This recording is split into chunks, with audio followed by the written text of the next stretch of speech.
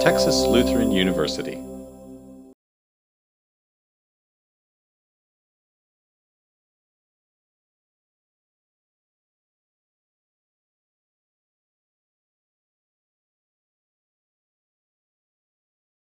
Your clinical assignment is at Seguin High School. I heard something happened at Seguin that was pretty unique. Basically, a student athletic training student comes to me and lets me know that a athlete has come off the field and he's having some concussion symptoms. So I walk over, kind of just do a brief assessment. He's telling me he's got a headache. He kind of saw some spots whenever he was out on the field. Talk to him and evaluate basically that he has a concussion. Sit there, monitor him for a while. His symptoms still kind of escalated for a little bit, so at that point I notify my preceptor that he's still having symptoms, so I was going to take him into the locker room to let him kind of just chill out, mellow out for a little bit, let his symptoms calm down. And as he's changing, he starts having more symptoms arise. He has slurred speech. He's starting to lose a lot of his balance. Doesn't seem just like a concussion.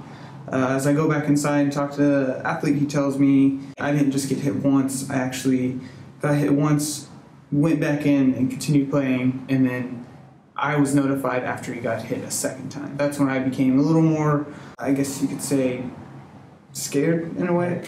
Second impact syndrome is most likely what's going on. I take him over to where his dad was meeting us. I was trying to communicate with the father that your son needs to go to the hospital as soon as possible.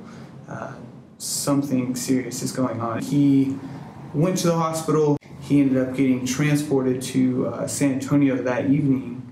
He had a small bleed in his brain. They decided surgery wasn't the route to go, and they were going to be conservative, wait, do IVs, and try and let the bleed clot on its own.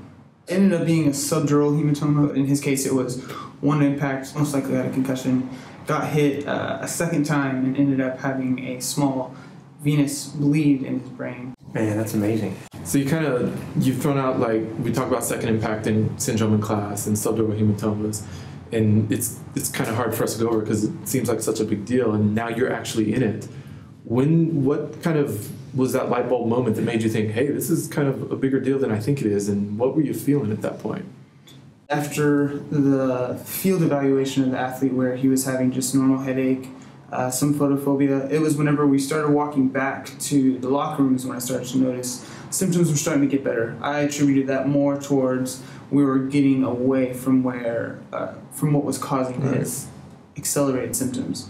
It wasn't until when we got in the locker room, he was acting worse than he was on the field. And so at that point, I was starting to get worried that, hey, there's this lucid period of he starts off with symptoms, he starts to get better, and then we're starting to get slammed with symptoms that are more drastic. Once he notified me that, hey, I didn't get hit just once, I got hit, continued to keep playing, that's when I was definitely suspecting second impact syndrome. Did you get the sense at all? I just think it's kind of, you being not too far removed from him in age and being out there. Did he say anything about whether he had felt like he should have told the preceptors there or the athletic trainers at Seguin High that he'd been hit before? Or do you think because you were kind of a little bit closer to him in age, he was able to confide in you maybe a little bit more truthfully? I think once he got a little more comfortable talking to me, especially when we got in the locker room, I think he got more comfortable with being more open and kind of understood the severity of what was going on.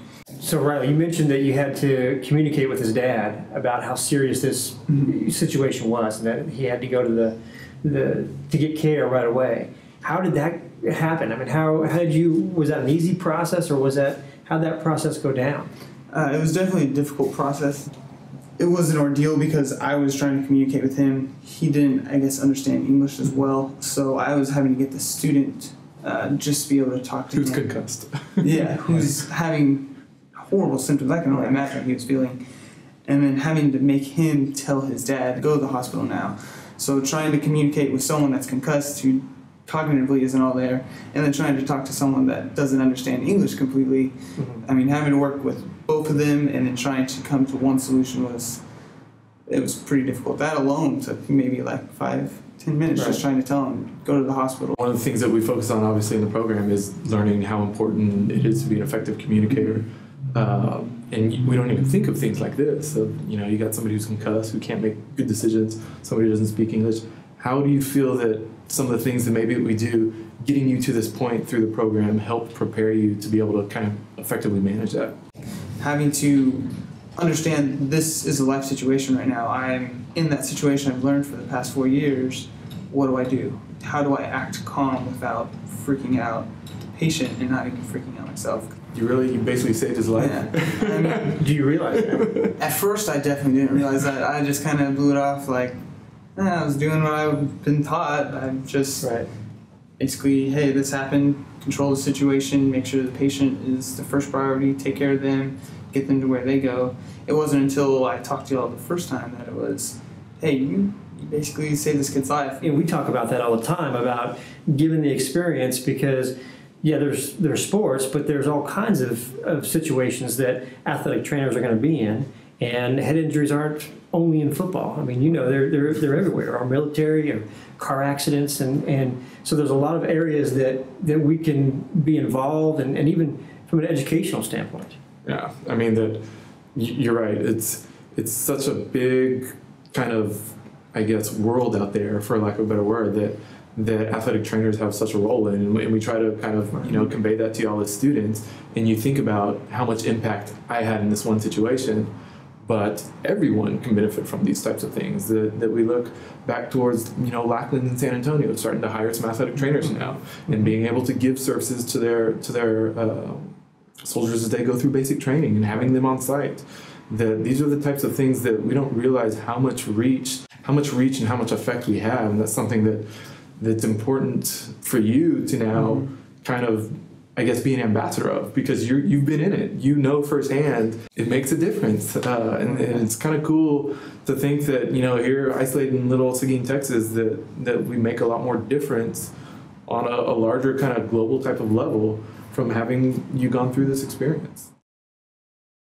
Students at TLU engage in high-impact educational experiences that include civic engagement, aesthetic expression, critical thinking, and a focus on intercultural knowledge in a community that welcomes the interplay of faith and reason.